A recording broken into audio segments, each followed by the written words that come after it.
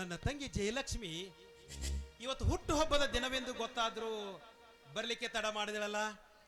ಓಹೋ, ನನ್ನ ತಮ್ಮ ಅಮರೇಶ್ ಇವತ್ತು ಇಂಥ ಸಂತೋಷದ ಸಮಯದಲ್ಲಿ ಕೋರ್ಟಿಗೆ ಹೋಗ್ತಾನೋ ಅಥವಾ ಇಲ್ಲೋ ಯಾರಿಗೆ ಗೊತ್ತು.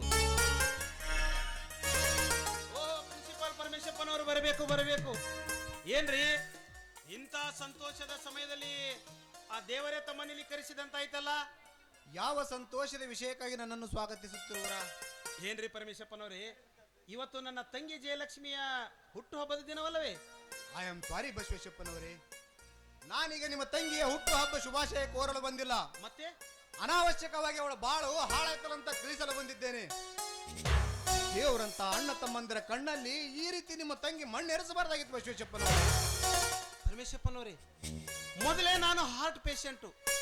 ಸುತ್ತಿ ಬಳಸಿ ಮಾತನಾಡಿ ಯಾಕೆ ನನ್ನ ಎದೆ ನೀರು ಮಾಡ್ತಾ ಇದ್ದೀರಾ? ಏನಾಗಿದೆ ನನ್ನ ತಂಗಿ ಜಯಲಕ್ಷ್ಮಿಯಿಂದ? ನಿಮ್ಮ ತಂಗಿ ಜಯಲಕ್ಷ್ಮಿ ಈಗ ನನ್ನ ತಂಗಿ ಜಯಲಕ್ಷ್ಮಿ ಈಗ ನಿಮ್ಮ ತಂಗಿ ಜಯಲಕ್ಷ್ಮಿ ಈಗ ಗರ್ಭಿಣಿ.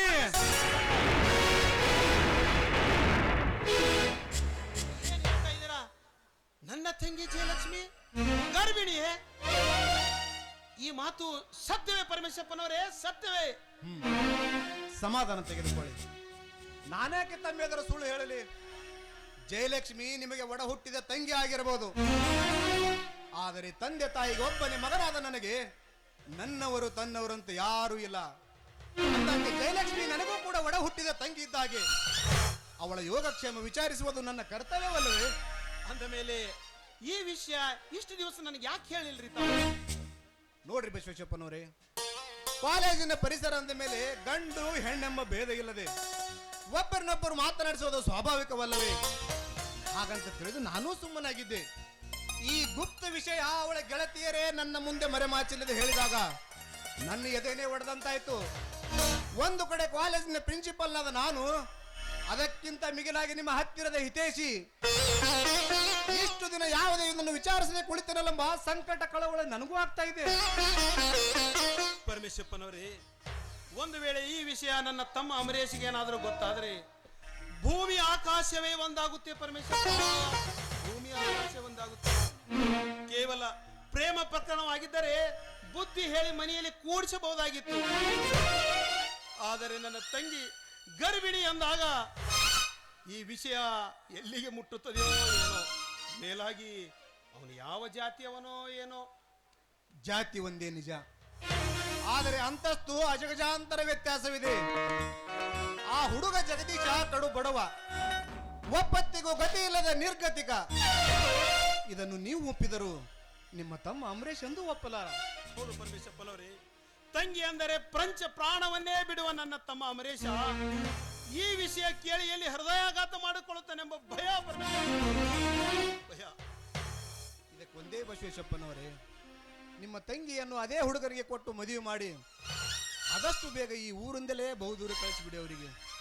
ಆಗ ಅವರ ಜೀವನವೂ ಸುಗಮವೇ ಸಾಗುತ್ತದೆ, ನಿಮಗೂ ನೆಮ್ಮದಿ ಇರುತ್ತದೆ. ಪ್ರಯತ್ನ ಪಡ್ತೀನಿ ಪರಮೇಶಪ್ಪನವರೇ. ಪರಮಾತ್ಮನ ಕೃಪೆ ಬಲ್ಲವರು ಯಾರು?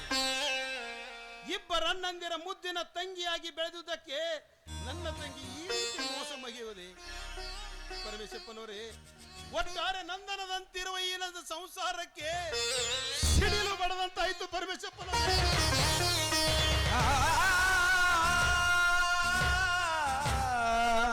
ಬಸವೇಶ್ವಪ್ಪನವರೇ, ಮುಗಿದ ಹೋದ ವಿಷಯಕ್ಕೆ ಅತಿ ವಿಚಾರ ಮಾಡಿ ಮನಸ್ಸಿಗೆ ನೋವು ಮಾಡ್ಕೊಂಡು, ಅಕಸ್ಮಾತ್ ಇದೇ ವಿಚಾರ ಮಾಡಿ ನೀವು ಮನಸ್ಸಿಗೆ ಹಚ್ಕೊಂಡು ನಿಮ್ ಜೀವಕ್ಕೆ ಏನಾರ ತೊಂದರೆ ಮಾಡ್ಕೊಂಡ್ರೆ ನಿಮ್ ಜೀವ ಜೊತೆ ಈ ಜೀವನ ಒಂದಿರುತ್ತಂಬುದನ್ನು ಮಾತ್ರ ಮರಿಬಾರದು. ಹೋಗಿ ಬನ್ನಿ, ನಾನು